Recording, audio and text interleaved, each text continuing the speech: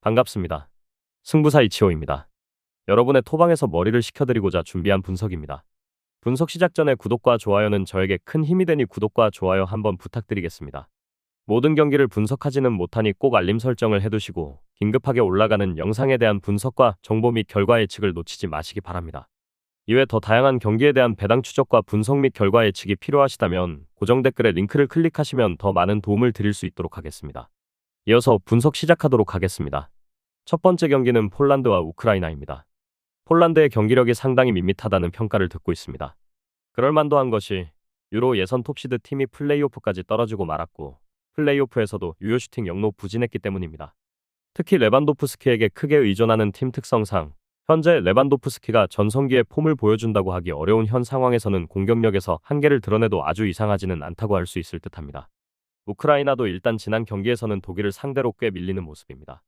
물론 독일의 전방 압박과 공격성이 3월부터 나아진 모습을 보여주었다는 점은 감안해야 하고 폴란드는 독일에 비하면 수비 난이도가 아주 높지는 않은 편입니다.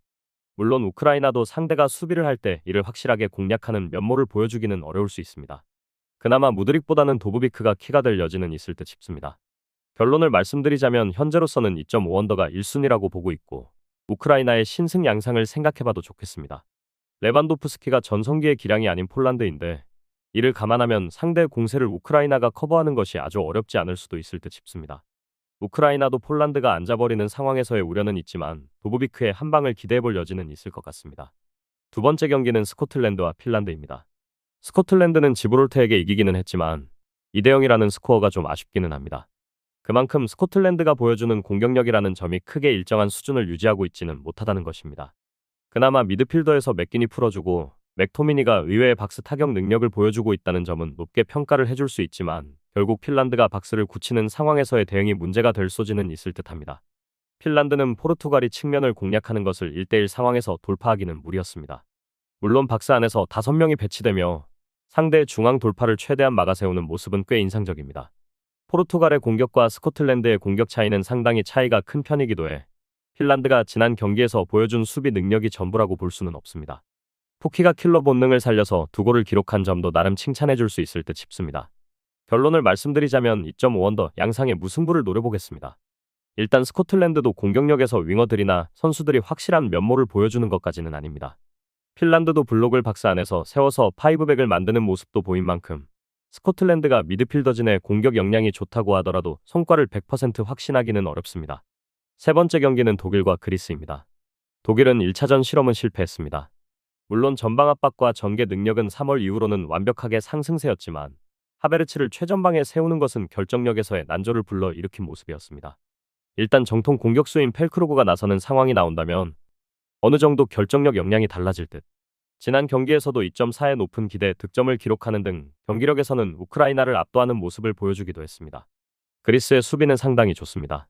일단 팀 컬러 자체가 4명의 수비형 미드필더를 앞세울 정도로 질식 수비 성향이 강한 편입니다. 프랑스를 상대로도 2경기 3실점으로 괜찮았습니다. 물론 공격력이 5대0으로 이긴 카자흐스탄 전 이후로는 완벽하세 하락세입니다. 플레이오프에서 붙은 조지아를 상대로도 유효 슈팅 2개만 기록하는 모습이었고 결국 승부차기 끝에 지면서 패배하는 그림으로 이어지고 말았습니다. 결론을 말씀드리자면 독일의 승리와 2.5 언더 양상을 기대해보고 있습니다. 일단 펠크루그가 나온다면 결정력 부분에서는 하베르츠가 나서는 상황보다는 나아질 것으로 보고 있습니다. 전개나 압박은 3월 평가전에서 독일이 꾸준하게 좋았던 편입니다. 물론 강력한 수비의 그리스 견고함을 무시할 수는 없다고 하지만 공격력에서의 부진이 상당히 아쉬운 대목이 있습니다. 마지막 경기는 잉글랜드와 아이슬란드입니다. 잉글랜드는 주전인 라이스나 케인을 선발해서 제외하고 나왔는데도 보스니아를 3대0으로 격파하는 모습입니다. 주전인 케인이나 라이스가 나오는 상황에서는 공이 상당히 잘 도는 모습을 보여주었기 때문에 이번 매치에서도 선전을 기대할 여지는 충분히 있을 것입니다. 특히 상대가 파이브백을 가동한 상황에서도 무리 없이 다득점을 성공한 점은 오픈플레이에서의 전술이 부족하다는 여론도 쑥 들어가게 만들었습니다. 아이슬란드는 태생적인 인력 부족에 시달리고 있습니다. 슬슬 2016년 잉글랜드를 유로에서 물먹인 전력들이 퇴장하고 있는 상황입니다. 다만 현재는 구두연센 정도를 제외하면 뚜렷하게 A매치에서 족적을 남기고 있는 선수가 없는 상태입니다. 이번 경기에서도 어느 정도 수비와 역습으로 나설 가능성이 높아 보이는데 문제라면 앞서 언급했듯이 잉글랜드가 2016년의 전력보다도 강해진 상황이고 템백을 돌파하는 것도 어려워하지는 않았다는 점입니다. 결론을 말씀드리자면 잉글랜드가 무리 없이 승리를 기록할 듯 싶습니다. 상대가 아예 잠가버리는 상황에서도 다득점에 성공했고, 특히 주전들은 지난 경기 선발로 나오지도 않았습니다. 아이슬란드의 전력도 슬슬 2016년 세대의 퇴장이 이뤄지고 있는 가운데 태생적인 인재풀의 부족이 상당히 뼈아프게 느껴집니다. 오늘의 분석 영상은 여기까지입니다. 함께 배팅으로 더 효율적인 승률을 만들고자 만들어낸 채널입니다. 모든 경기를 영상에 담아내기에 한계가 있습니다.